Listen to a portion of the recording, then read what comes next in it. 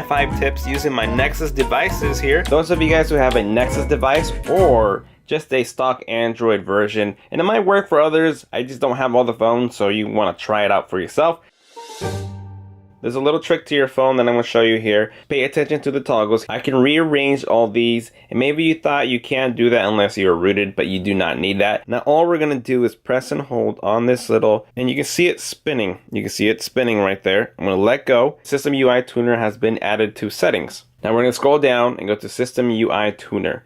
Fun for some, but not for all. And quick settings, you click onto it. Now you can rearrange your stuff here. You can add more tiles, or let's say you don't want to see the invert colors, so you're going to bring it to the trash can and throw it away. It doesn't throw it away completely because you can bring it back, as you can see, invert colors. I want the airplane mode to be in the middle, switch it up, and it switches over. You don't really get to add like cameras or special apps. It's not a rooted feature, it's just more like a rearrangement or changing something on here. Now I love to see a little battery percentage, but I can't tell how many battery percentage I have in that little battery. So what you do, instead of having to do another third-party application that does this, you do it straight up within the phone. You can see my battery right there, it's nothing inside of it, but I'm going to click on this. And now there is a battery percentage of 81%. Instead of having to bring it down and then one more, go to the battery percentage, you'll see your battery percentage all the time inside there. Status bar. You can quickly uncheck and check things on if you don't want to see them in the toggle bar. It might be very useful and more minimal for you, or added features. Tip 2. Going into your settings, you want to go into About Phone and click on your build version 7 times. It goes 1, 2, 3, 4, 5, 6, 7, and it'll bring up your developer mode. But don't worry, you're not really going to mess up your phone. It's not like a real hack or a root thing, so you can, revert back to it. So we see developer options here. There's a few things in here that I do not know what it means, so I don't even move it, I don't even care about it. But you can see there's USB debugging mode. That's if you want to do some kind of computer hookup to do like tethering some sort with other applications, or like bug reporting. I'm gonna hold the power button. You can see that's all we get. Select on that, now press the power button, now we get bug report. You can show touches, so if you want to see where your finger is hitting things, there's a little bubble there underneath my finger, you can't really tell. But if you want to see where it touches, so make sure it's registering, you can have that on and off. And this is where I used to come to all the time to change the animation scale, because maybe the way things pop up or move, you see that movement right there that comes up. We can move it into slower speeds. We'll do 5 times and you will see the animations are starting to get really slow. So now push that and you see that? The animations move very smoothly and very slowly. So if you want to make your phone feel faster, you want to set it at like 0.5 or even turn them off completely. It just looks and feels like it sped it. And if you go off, that means you're going to save some battery as well.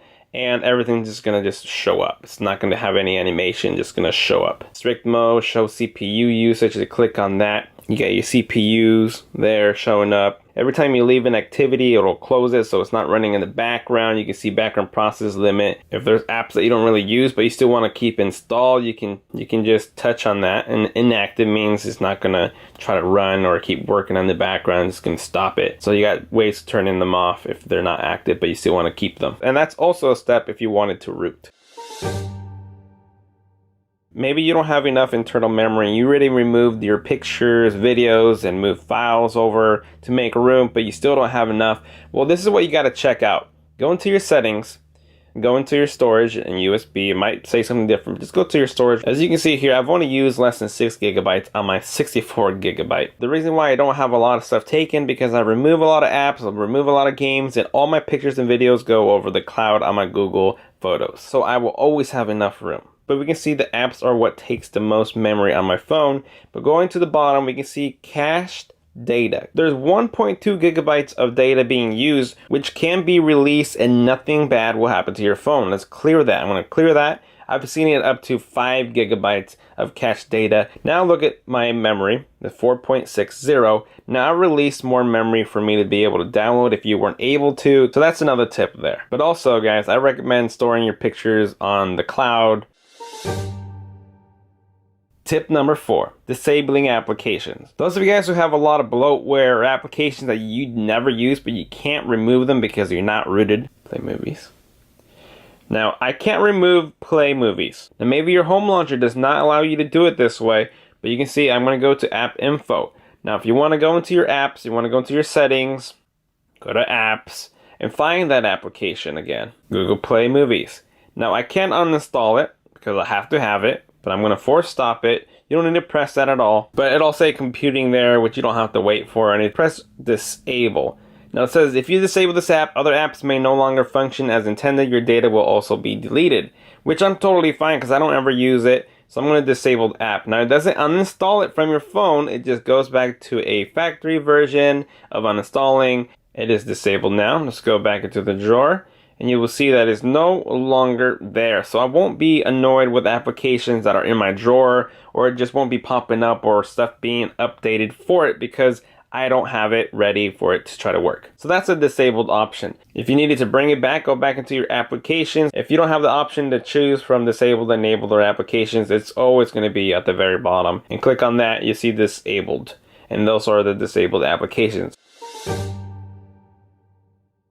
And lastly, for tip number 5, we want to go into NFC. My NFC is always checked on. It does not drain any battery, anything extra. There's no problem having it on. So what about NFC? Not only can you make mobile payments, paying in stores with your Android Pay, Samsung Pay, they use the same NFC, which is near field communication. But this is where it comes really handy. Let's say you wanted to do a application without the need of inputting any information. I'm going to open up OfferUp. Now I'm using my Nexus 7 tablet here, but it can be any other Android phone with NFC. Now I'm just going to combine these together in the back, and my NFC chip should be right there.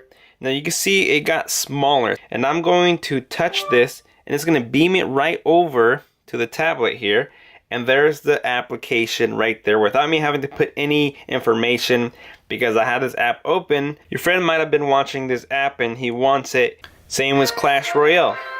Put it over, cast it over, and there we have it, Clash Royale. NFC is great for a lot of reasons. You can even buy little tags to make profiles and a lot of things about NFC. NFC has been around for Android for around like 5 years or more probably. A lot of people don't understand them, and I haven't obviously educated a lot of people about it, but I've used it and I love it, and it's pretty much been a mobile standard ever since. So go educate yourself on NFC. Other people have great videos out there for you to check them out. So there you guys have it. Those are my 5 tips using my Nexus devices here. This is 2015 Nexus 6P, Nexus 7. The only devices that I have right now. Even though I performed all these on my Nexus device, doesn't mean that you have to have this phone in order for those features to work. But it's definitely worth it for you to go test it out for yourself. And there you guys have it. Thank you for watching. And as always, I will see you guys next time. Later.